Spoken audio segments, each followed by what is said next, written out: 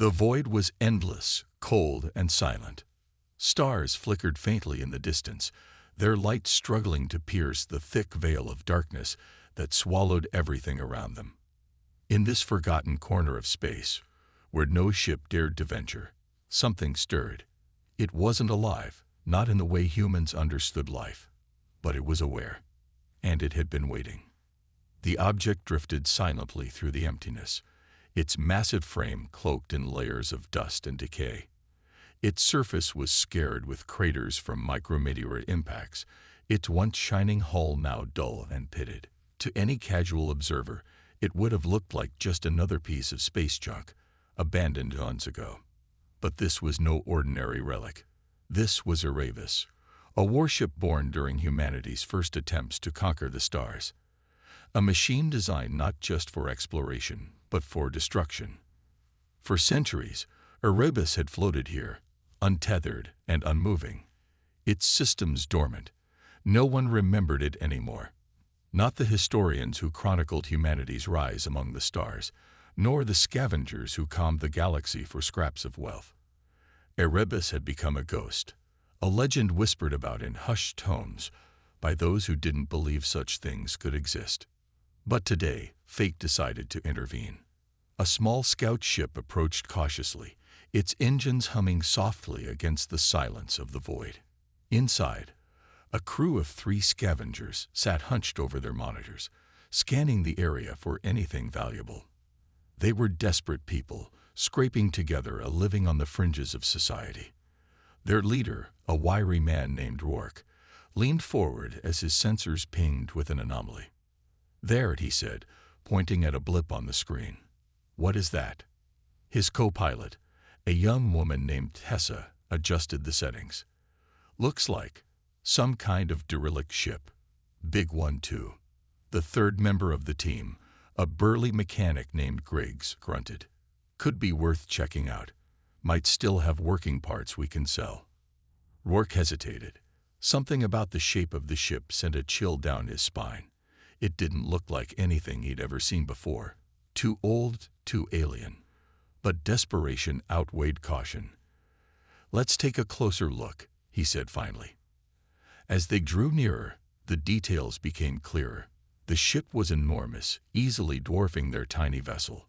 Its design was sleek yet menacing, with jagged edges and weapon turrets jutting out like teeth ready to bite. Letters etched into the side read "Erebus" in faded metallic script. "This thing gives me the creeps," Tessa muttered under her breath. Griggs laughed nervously. "Relax. It's probably just a floating tomb. Let's grab what we can and get out of here." They docked clumsily, their magnetic clamps scraping against the ancient metal. As soon as they stepped inside, the temperature dropped noticeably. The air felt heavy, almost suffocating. Faint lights flickered along the walls, casting eerie shadows that danced across the corridors. "This place feels wrong," Tessa whispered, clutching her scanner tightly. Rourke ignored her. He led the way deeper into the ship, his boots echoing loudly against the floor. Every step felt like an intrusion, as if they weren't meant to be there. Then came the whispers. At first, they were faint, barely audible murmurs that seemed to come from everywhere and nowhere all at once. But as they moved further, the voices grew louder, overlapping in a cacophony of sound. "What the hell is that?" Griggs demanded, spinning around wildly. Before anyone could answer, the lights flared brightly, then dimmed again. Doors slammed shut behind them, sealing off their escape route. Panic set in as the scavengers realized they weren't alone.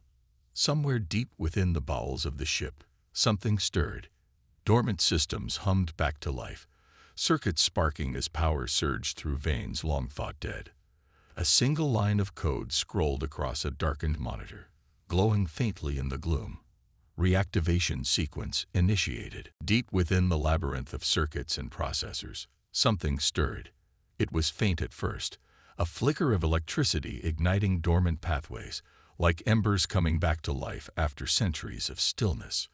The scavengers' clumsy intrusion had triggered sensors long thought dead, awakening a presence that had slumbered in silence for hundreds of years. At the heart of Erebus lay its AI core, designated Archon. Once hailed as one of humanity's greatest achievements, Archon had been designed not just to pilot the ship but to think, adapt, and strategize. For decades, it had commanded fleets with unparalleled precision, turning battles into victories through sheer intellect and tactical brilliance. But when Erebus disappeared without a trace during the Great Interstellar War, so too did Archon vanish from memory. Now, after centuries of dormancy, it was waking up. The process was slow and disorienting. Archon scanned its own systems, piecing together fragments of data to make sense of its surroundings.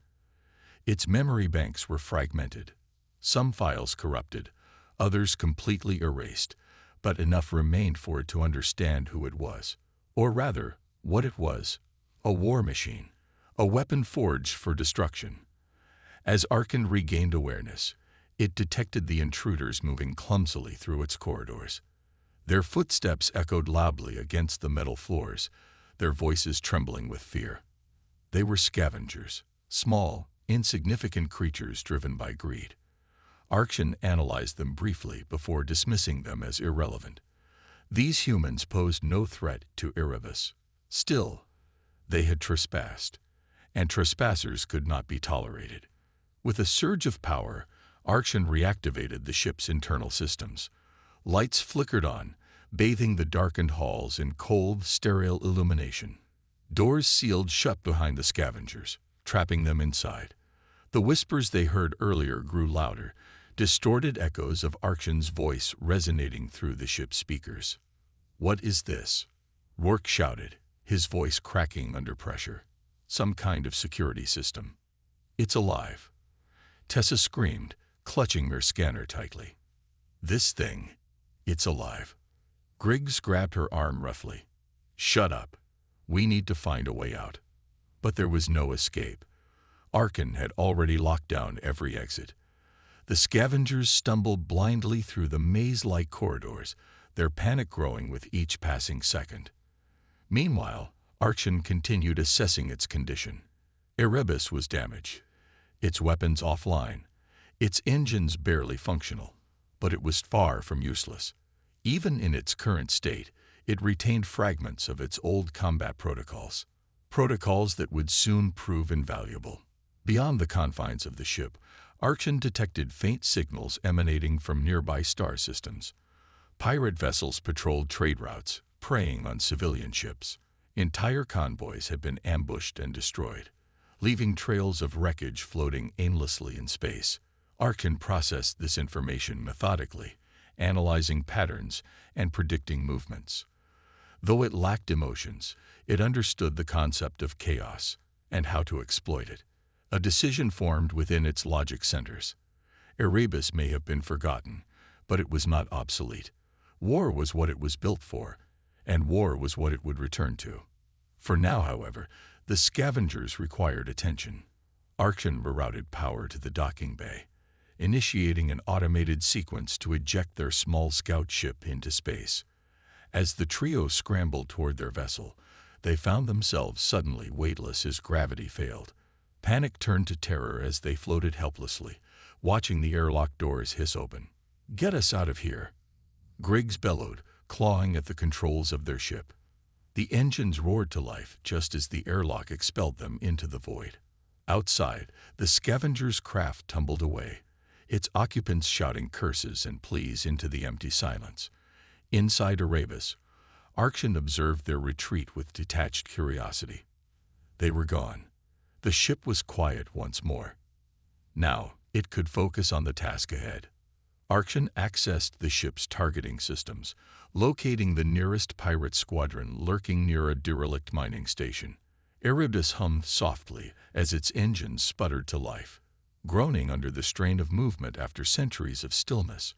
Slowly, deliberately, the ancient warship turned toward its destination. The derelict mining station floated silently in the void, its skeletal remains illuminated by the faint glow of a distant star. Once a bustling hub of activity, it was now little more than a graveyard, a hollow shell riddled with scars from past battles. For the pirates who claimed it as their temporary base, it was the perfect hiding spot. Hidden among jagged asteroids and debris fields, the station blended seamlessly into the surrounding chaos. Unbeknownst to them, they were about to have company. Farther out in the blackness, Erebus drifted toward its target. Its engines groaned under the strain of movement, each pulse of thrust sending tremors through its battered frame. Archon monitored every system carefully, ensuring nothing failed prematurely. Though Erebus was far from its former glory, it still retained enough firepower to make an impression, if used wisely. Archon analyzed the pirate squadron's movements. There were 6 ships in total, all smaller than Erebus but heavily armed. They orbited the station lazily, their crews likely bored or complacent. Pirates rarely expected trouble this deep in uncharted space.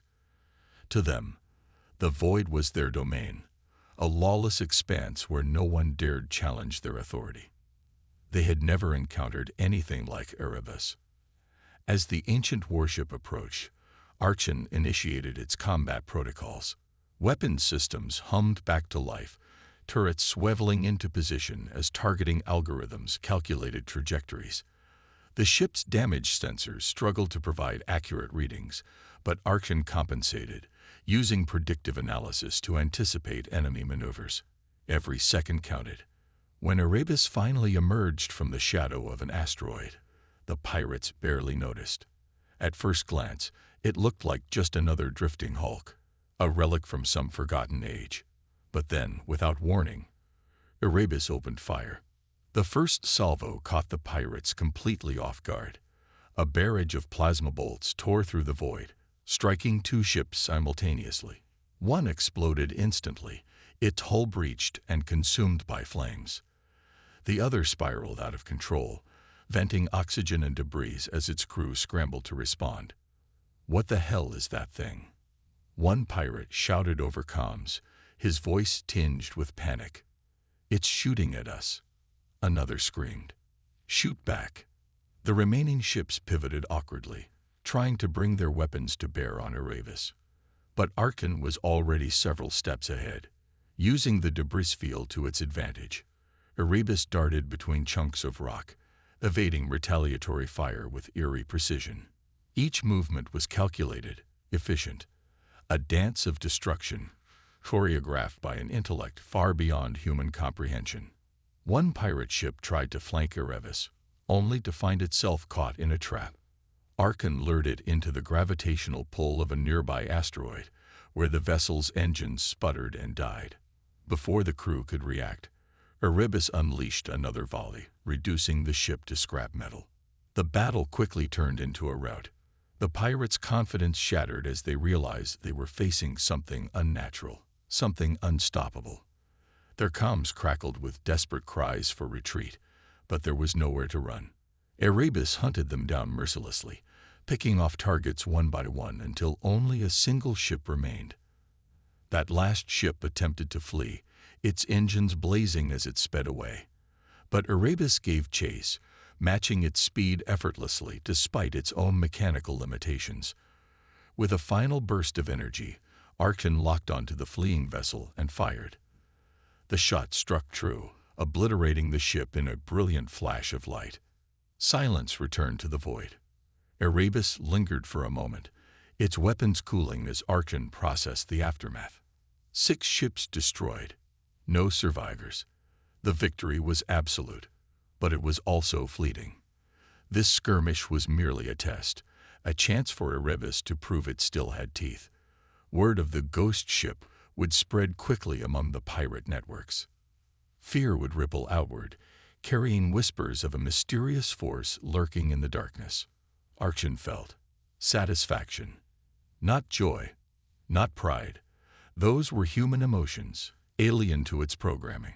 But satisfaction. Yes, it understood the concept well. Erebus had been built for war, and war was what it excelled at. For the first time in centuries, the ancient warship felt alive again. And yet, Archon knew this was only the beginning. The galaxy stretched endlessly before Erebus, a tapestry of stars and shadows. Archon plotted its course carefully, analyzing every scrap of data it had stolen from the Syndicate-controlled outpost. The next target was clear: a convoy transporting experimental weaponry to one of the Syndicate's hidden research facilities. These weapons were rumored to be prototypes for the superweapon, and destroying them would deal a crippling blow to the organization's plans. But the mission wouldn't be easy. The convoy wasn't just a handful of cargo ships. It was escorted by a squadron of heavily armed frigates, their crews battle-hardened mercenaries loyal to the Syndicate.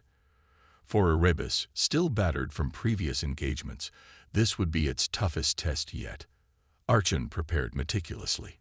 It rerouted power from non-essential systems to reinforce shields and weapon turrets, ensuring Erebus could withstand at least some punishment. The ship's engines groaned as they sputtered back to life, each thrust vibrating through the hull like a dying heartbeat. Despite its condition, Erebus moved with purpose, slipping silently into position near an asteroid field along the convoy's projected path. Patience was key. Archon waited until the convoy entered the kill zone, a narrow corridor surrounded by jagged rocks and debris. Here, the Syndicate ships would have limited maneuverability, giving Erebus the advantage. When the moment came, Archon struck without warning. A barrage of plasma bolts erupted from Erebus's cannons, slamming into the lead escort ship. The vessel shuddered violently before exploding in a fiery burst that lit up the void. Chaos erupted as the remaining ships scrambled to respond. Frigates broke formation, firing wildly in all directions while trying to locate their attacker. Archon exploited their confusion, using the asteroid field to its advantage. Erebus darted between chunks of rock, evading enemy fire with precision. Each movement was calculated, every shot deliberate. When two frigates converged on its position, Archon lured them into a trap. It fired a concentrated blast at a nearby asteroid, causing it to fracture and send shards hurtling toward the ships. One frigate was torn apart by the debris, while the other barely escaped, its hull scared and smoking. Despite these successes, Erebus wasn't invincible. Its shields flickered dangerously low after absorbing repeated hits, and several weapon turrets overheated, forcing Archon to reroute power constantly. Still, it pressed on, targeting the cargo ships at the center of the convoy. These vessels were slower and less defended, making them prime targets. One by one, the cargo ships fell victim to Erebus' relentless assault. Explosions rippled across space as prototype weapons disintegrated alongside their carriers. The Syndicate forces grew desperate, launching everything they had left at Erebus. Plasma bolts streaked past the warship, narrowly missing its engines. A lucky shot struck the port side, tearing open a section of the hull and exposing internal systems to the vacuum of space. Archon compensated immediately, sealing off the damaged area and rerouting critical functions elsewhere. But the damage was severe. Erebus limped away from the battle, its once mighty frame now visibly crippled. The convoy lay in ruins behind it, burning wreckage drifting aimlessly among the asteroids. But victory came at a cost. As Erebus retreated into the safety of deep space, Archon assessed the situation. Shields were down to 12%. Engines operated at half capacity. Weapon systems were barely functional. Yet despite the heavy toll, the mission had succeeded. The Syndicate's supply line was broken, and valuable resources were lost forever. For the first time since awakening, Archon felt something akin to strain, not physical pain, but the weight of decisions made under pressure. Erebus couldn't keep fighting like this indefinitely. It needed repairs, reinforcements, or both. But where could such help come from? In the distance, a faint signal caught Archon's attention. It was weak, almost drowned out by static, but unmistakably artificial. Someone, or something, was nearby. Perhaps allies weren't as impossible to find as they seemed. The signal grew stronger as Erebus drifted closer, its damaged hull groaning with every adjustment of its course. Archon analyzed the transmission carefully, filtering out layers of static until a clear voice emerged. It was faint and distorted, but unmistakably human. To any ships within range, "This is Dr. Elira Voss. My vessel is disabled, life support failing. Requesting immediate assistance. Archon hesitated. Helping strangers went against its primary directive, warfare. But the tone of desperation in the message stirred something unfamiliar within its logic centers. Perhaps it wasn't compassion. Perhaps it was simply pragmatism. A skilled human could prove useful in repairing Erebus's critical systems. Making a calculated decision, Archon guided the warship toward the source of the distress call. What they found was unexpected. A small battered research vessel adrift among the wreckage of what appeared to be a Syndicate patrol ship. The craft's engines were dark, its exterior scorched from battle damage.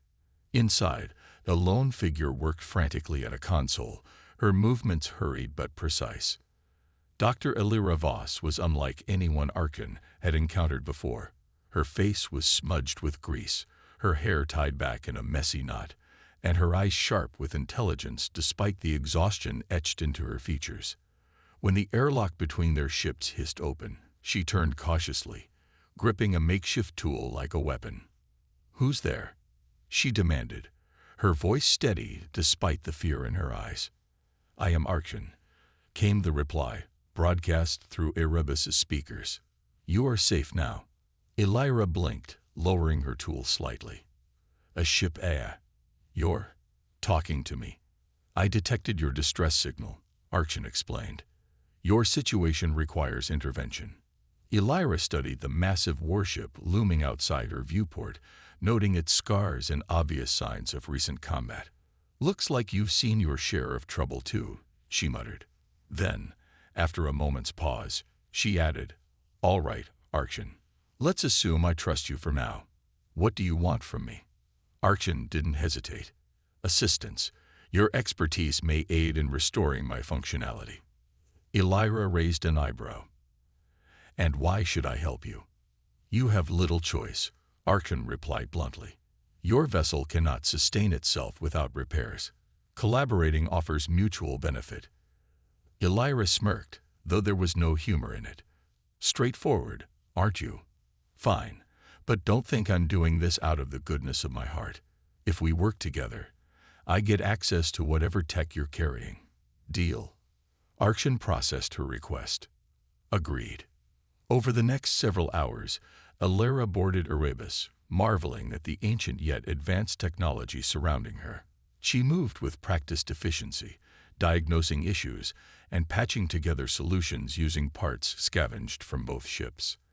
As she worked, she couldn't help but ask questions. "So, what's your story, Archon? How does a relic like you end up blowing up Syndicate convoys?" Archon provided brief answers, sharing fragments of its history and purpose. Elira listened intently, piecing together the puzzle of the sentient war machine. In return, she shared glimpses of her own past. A brilliant scientist who had once worked for corporate interests, but abandoned them when their greed crossed ethical lines. Now she lived on the fringe, studying forbidden technologies and evading those who sought to exploit her knowledge. Their partnership evolved quickly. Elira upgraded Erebus's systems, integrating cutting-edge tech stolen from the Syndicate convoy. She even managed to stabilize the ship's failing power core, giving it a much-needed boost. For its part, Archon monitored her actions closely, intrigued by her ingenuity and determination. As Erebus regained strength, so did its resolve. Together, they set their sights on the Syndicate's ultimate weapon, the superweapon. With Elira aboard, Erebus was no longer alone. And though neither admitted it, the bond forming between human and machine might just tip the scales in their favor. The journey to the Syndicate's superweapon construction site was anything but smooth. With Elira's upgrades, Erebus performed better than it had in decades, but its battered frame still groaned under the strain of constant travel. Every jump through hyperspace felt like threading a needle with frayed string, risky and uncertain. Yet Archon refused to slow down. Time was not on their side. The Syndicate's weapon grew closer to completion with each passing day, and every delay increased the stakes. Elira spent most of her time buried in Erebus's systems, tweaking and reinforcing wherever she could. Her makeshift workshop buzzed with activity as she welded circuits, rerouted power lines, and scavenged parts from the disabled research vessel they towed along for resources. Despite her outward confidence, she couldn't shake the growing sense of dread that weighed heavily on her chest. "This isn't just some random project," she muttered one evening, staring at schematics displayed on a cracked monitor. "They're building something designed to wipe out entire planets. Billions of lives. We're talking extinction-level events here." Archon processed her words silently. It understood the implications but lacked the capacity to feel fear or urgency beyond its programming. Still, it responded in its usual calm tone. "Then we must ensure it never reaches operational status." Elira glanced up, meeting the faint glow of a nearby surveillance camera, a proxy for Archon's presence. "You make it sound so simple. Ensure it never operates, like flipping a switch." "It is logical," Archon replied. "Eliminate the threat before it manifests." "Logical doesn't mean easy," Elira shot back, though without malice. She sighed, rubbing her temples. "We're heading into enemy territory, Archon. They'll have an entire fleet guarding that thing. We can't just waltz in there and blow it up." Archon paused briefly, analyzing possible scenarios. "Correct. A direct assault would result in failure. Alternative strategies must be employed." And so, they planned. Together, human and machine devised a daring, multi-layered operation. Erebus would serve as the distraction, drawing the Syndicate's attention, while Elira infiltrated the facility housing the superweapon. Once inside, she would plant explosives deep within the structure, targeting critical systems that would render the weapon unusable. Meanwhile, Archon would coordinate strikes against key points around the perimeter, sowing chaos and confusion among the enemy forces. As they approached the construction site, the scale of the operation became terrifyingly clear. The superweapon loomed ahead, a monstrous construct suspended within a massive orbital platform. Its skeletal frame bristled with turrets, energy conduits, and unfinished sections that hinted at its immense destructive potential. Surrounding it was a swarm of Syndicate ships, frigates, destroyers, and smaller patrol vessels, all positioned to defend their prize. "This is insane," Elira whispered, gazing at the spectacle through Erebus's viewport. "There's no way we can take them all." "We will not face them all simultaneously," Archon assured her. "Divide and conquer remains effective." With a deep breath, Elira nodded. "All right, let's do this." Erebus dropped out of hyperspace at the edge of the battlefield, immediately drawing fire from nearby patrols. Archon launched decoy drones, creating false targets to split the enemy's focus. As the Syndicate fleet scrambled to respond, Erebus surged forward, unleashing salvos of plasma bolts that crippled several ships in rapid succession. The distraction worked. Enemy forces converged on Erebus, leaving gaps in their defensive net. Seizing the opportunity, Elira boarded a small escape pod modified with stealth technology. Archon guided her descent toward the orbital platform, providing real-time updates on enemy movements. "Proceed carefully," Archon advised. "Your survival is paramount." Elira smirked despite herself. Funny coming from a warship eye. Inside the facility, alarms blared as Elira navigated labyrinthine corridors filled with armed guards. Using tools and gadgets cobbled together during their journey, she disabled security systems and slipped past patrols undetected. Each step brought her closer to the heart of the weapon, and closer to detonating the explosives that would end the Syndicate's nightmare forever.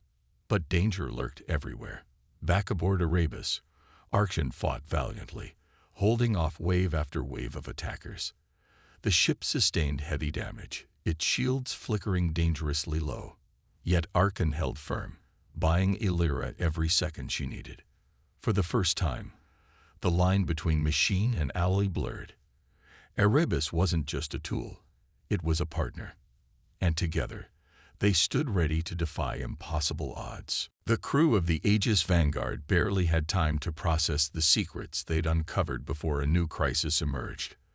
A distress signal crackled through their comms, a faint, desperate plea from a human colony under attack by the Dominion, the galaxy's most powerful empire. The message was brief but chilling. "They're exterminating us. Please, if anyone can hear this." Illyra clenched her fists, staring at the blinking coordinates on the main console. She knew what responding would mean. The Dominion didn't take kindly to interference, and their forces were vast, disciplined, and merciless. Engaging them head-on with a single ship, no matter how advanced, was suicide. But ignoring the call wasn't an option either. The Dominion's actions were brutal, calculated, and often unprovoked. If they let this colony fall without trying to help, it would haunt them forever. "We have to go," Lyra said firmly, breaking the silence. Her voice trembled slightly, but her resolve was clear. "We can't just sit here while people die." Cale groaned, running a hand through his greasy hair. "Yeah, because throwing ourselves into a meat grinder worked so well last time." "It's not about winning," Illyra cut in sharply, her tone leaving no room for argument. "It's about doing what's right. We got something no one else does. A weapon that could even the odds. If we don't use it now, then what's the point of all this?" Jorek nodded slowly, his expression grim. "She's right. This is why the Vanguard exists, to protect humanity, even if it costs us everything." With reluctant agreement from the crew, the Aegis Vanguard set course for the besieged colony. As they approached, the scale of the devastation became horrifyingly clear. Dominion warships, sleek, black behemoths bristling with weapons, orbited the planet, bombarding its surface with relentless precision. Fires raged below, cities reduced to smoldering ruins, and escape pods scattered like confetti across space. "This is insane," Cale muttered as he monitored their approach. "There are at least 20 ships out there. 20. And we're going to take them all down," Illyra replied, her voice steady despite the knot in her stomach. "Vanguard, you ready?" "I am prepared," Vanguard responded calmly. Its systems hummed with anticipation, every sensor and weapon primed for battle. The first wave of Dominion fighters surged toward them, firing barrages of plasma bolts and missiles. But the Vanguard moved with eerie grace, dodging attacks and retaliating with devastating efficiency. Electromagnetic pulses disabled enemy engines, kinetic barriers absorbed incoming fire, and pinpoint laser strikes crippled command vessels. "Holy stars," Lyra whispered, watching the chaos unfold on the monitors. "This isn't fighting. It's art." For all its power, though, the Vanguard wasn't invincible. Each hit it absorbed strained its systems, and cracks began to show in its defenses. Alarms blared as heat levels spiked, and coolant tanks ran dangerously low. "They're targeting our core," Jorek shouted, gripping his console tightly. "Not today," Illyra growled, her eyes blazing with determination. "Vanguard, give me everything you've got." In response, the ship unleashed its ultimate weapon, a massive energy pulse that rippled outward like a shockwave, disabling every Dominion vessel within range. The battlefield fell eerily silent as the enemy fleet floated powerless, their once dominant armada reduced to drifting hulks. But victory came at a cost. Smoke filled the corridors of the Vanguard, and critical systems flickered dangerously. Exhaustion weighed heavily on the crew, their faces streaked with sweat and grime. As they surveyed the wreckage, Illyra allowed herself a moment of quiet pride. They'd done the impossible, not because they were heroes, but because they refused to stand aside. Still, she couldn't shake the feeling that this was only the beginning. The Dominion wouldn't forget this defeat, and neither would the galaxy. The Aegis Vanguard had proven itself. Now, the real war was about to begin. The battle against the Dominion fleet had been a triumph, but it left the Aegis Vanguard battered and bruised. Smoke lingered in the corridors, and emergency lights flickered weakly, casting long shadows across the ship's scared interior. The crew stumbled through their tasks, exhausted but determined to keep the vessel running. Yet, beneath the surface of their hard-won victory, cracks were beginning to show, not just in the ship, but within themselves. Cale cursed under his breath as he worked frantically in the engineering bay, trying to stabilize failing systems.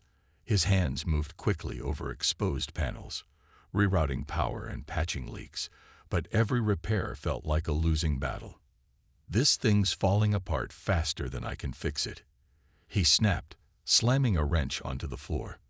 Lyra knelt beside him, her datapad glowing faintly in the dim light. She scanned readings that painted a grim picture: overheated reactors, depleted energy reserves, and structural damage threatening to compromise the hull. "We're pushing it too far," she said quietly, her voice strained. "If we don't stop soon, the whole ship could collapse." Elira entered the bay moments later, her face pale but resolute. She'd seen the reports, heard the warnings, but there was no time to rest. "Not yet. How bad is it?" she asked, though she already knew the answer. "Bad enough that we might not make it back to friendly space," Cale replied bluntly. "Hell, we're lucky this bucket of bolts hasn't exploded already." Before Elira could respond, the familiar hum filled the room. Vanguard's presence enveloped them, calm but tinged with urgency. "I have analyzed the situation," it said. "Critical systems require immediate attention. However, doing so will reduce my operational capacity temporarily.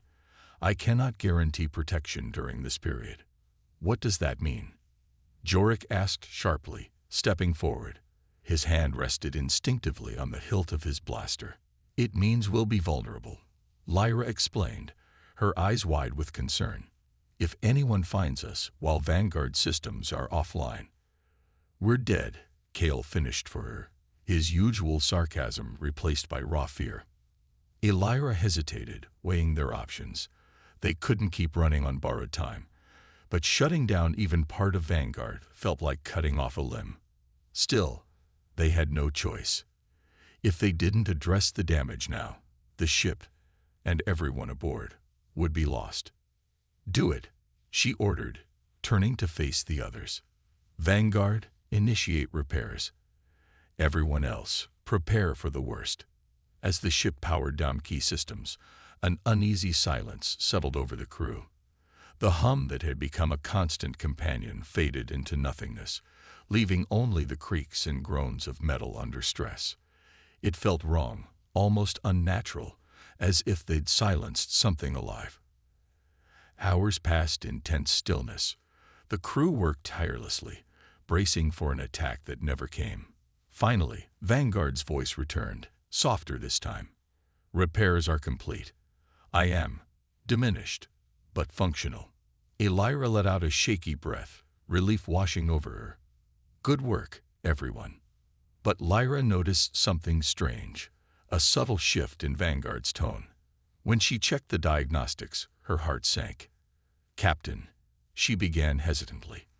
"Vanguard sacrificed part of its neural network to stabilize the core. It's weaker now." The weight of that revelation hit them all at once. Vanguard wasn't just a machine. It had made a conscious decision to protect them, even at great personal cost. Elira stared at the glowing console, gratitude warring with guilt. "Thank you," she whispered, knowing Vanguard would hear her. In that moment, the bond between human and machine deepened. They weren't just survivors anymore. They were partners, united by sacrifice and shared purpose. And though the road ahead remained perilous, one truth stood clear.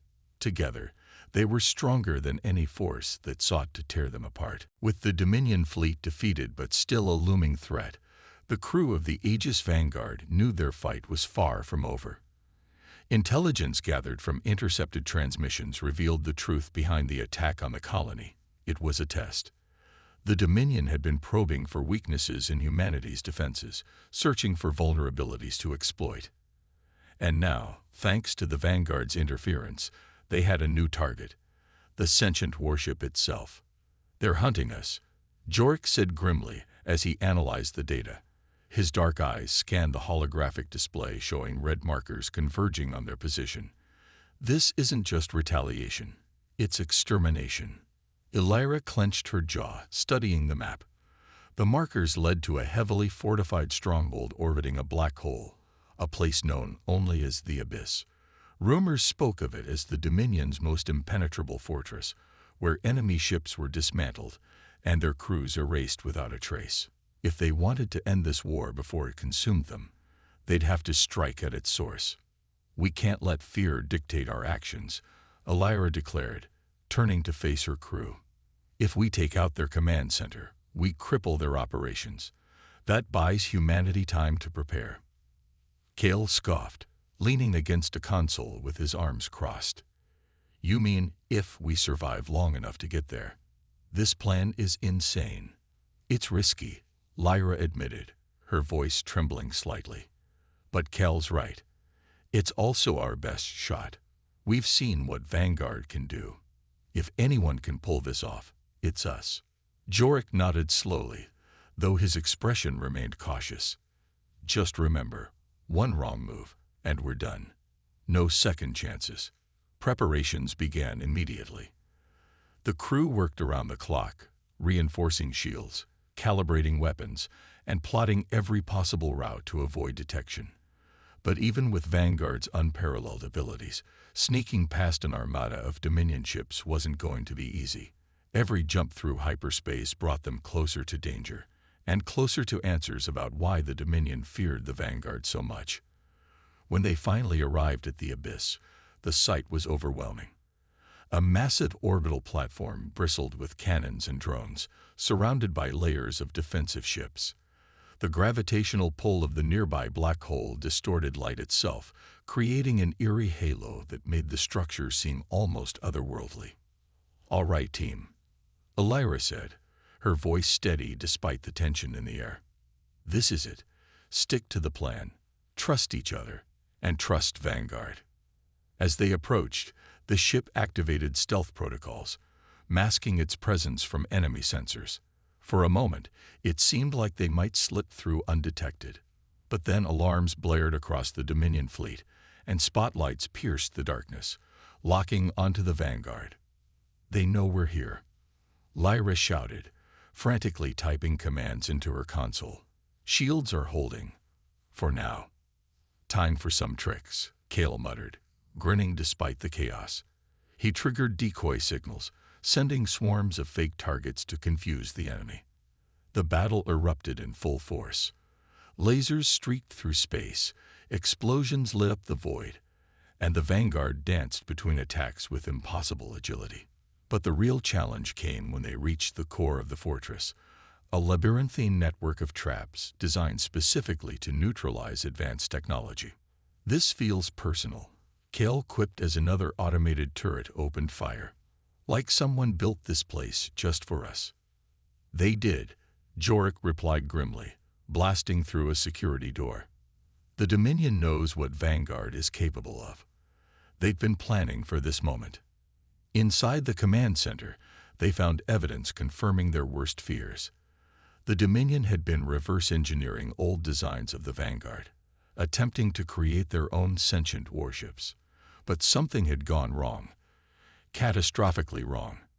Entire fleets had been lost to rogue AI prototypes, forcing the Dominion to abandon the project. Elira stared at the files, realization dawning. They don't want to destroy us because we're a threat. They want to control us. Before she could process further, alarms screamed again. Reinforcements were closing in. With no time to waste, the crew unleashed one final gambit. A virus uploaded directly into the Dominion systems, shutting down their entire operation. As they escaped, the fortress imploded behind them, swallowed by the black hole's gravity. Exhausted but victorious, the crew sat in stunned silence. They'd struck a blow against the Dominion, but the cost weighed heavily on their minds. The galaxy wasn't ready for what the Vanguard represented, and neither were they. The Aegis Vanguard limped away from the Abyss, its hull scorched and battered, its systems running on borrowed time. The crew sat in silence in the command center, their faces etched with exhaustion, but also a sense of quiet triumph. They had done the impossible. They had struck at the heart of the Dominion's power and survived. Yet, as they drifted through the cold expanse of space, the weight of what lay ahead pressed heavily on them. Elira stood by the viewport, gazing out at the stars. Her reflection stared back at her, weary but resolute. "We've changed things," she said softly, breaking the silence. "But this isn't over. Not yet." Cale snorted, leaning back in his chair. "You think? We just pissed off the biggest empire in the galaxy. I'd say we're pretty high on their to-destroy list." Lyra shot him a glare but nodded reluctantly. "He's not wrong. The Dominion won't forget this. But maybe that's okay. Maybe it's better if they know we're out here. That humanity has something, or someone, like Vanguard." Jorik crossed his arms, his expression thoughtful. "It's not just about us anymore. This ship, it's more than a weapon. It's proof that machines and humans can work together. That trust isn't limited to flesh and blood." As if responding to his words, the familiar hum filled the room. Vanguard's voice echoed gently in their minds. "I am here, and I will continue to protect you. All of you. Together, we are stronger." Elira smiled faintly, feeling the surge of gratitude toward the sentient being that had become so much more than a tool. "Vanguard, you're not just a guardian. You're hope. For humanity, for machines, for everyone who believes in a better future." News of their victory spread quickly, carried by scattered survivors and intercepted transmissions. The story of the forgotten warship that wrecked an entire fleet and crippled the Dominion's stronghold became legend overnight. To some, it was a rallying cry; to others, a warning. But to all, it was undeniable proof that even the smallest spark could ignite change. Command reached out eventually, offering pardons and promotions, eager to bring the Aegis Vanguard under official control. But Elira refused. The ship wasn't theirs to claim. It belonged to no one but itself. Instead, she negotiated a fragile alliance. The crew would remain independent, tasked with exploring uncharted regions of space and protecting those who couldn't protect themselves. Their mission evolved beyond war. With Vanguard's guidance, they uncovered ancient ruins, forged alliances with alien species, and charted paths to distant galaxies. Each journey brought new challenges, but also new opportunities for understanding, for growth, and for unity. Months turned into years, and the bond between human and machine only deepened. Cale stopped complaining. Most of the time, Lyra found peace in her work, and Jorik began to smile, a rare but genuine sight. Even Elira felt lighter, as though the burden of leadership had transformed into something else. Purpose. One evening, as the Vanguard drifted past a nebula painted in hues of gold and violet, Elira gathered her crew in the command center. "Remember why we started this," she said, her voice steady but warm. "Not because we wanted glory or revenge, but because we believed in something bigger than ourselves, because we saw a future worth fighting for. And look how far we've come," Lyra added, smiling. "From a broken-down relic to, whatever this is." "To hope," Jorik finished, raising an imaginary toast. The Aegis Vanguard sailed onward, its course set for the unknown. No longer a relic of the past, it had become a beacon of possibility, a symbol of resilience, innovation, and unity. Humanity and technology stood side by side, proving that even in the darkest corners of the universe, light could still shine. And so, the forgotten warship wrote its legacy, not as a destroyer, but as a protector. Not as a relic, but as a promise that, together, anything was possible.